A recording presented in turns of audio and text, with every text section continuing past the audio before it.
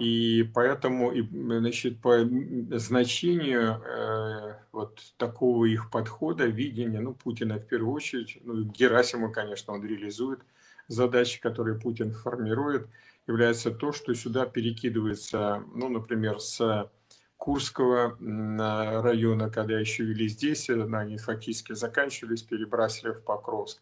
Более того, с Сумского, вот они там понаступали, сейчас там не то чтобы стабилизация, но приостановили, скажем, продвижение на рубеже Хатинь, Яблуневка, Юнакиевка.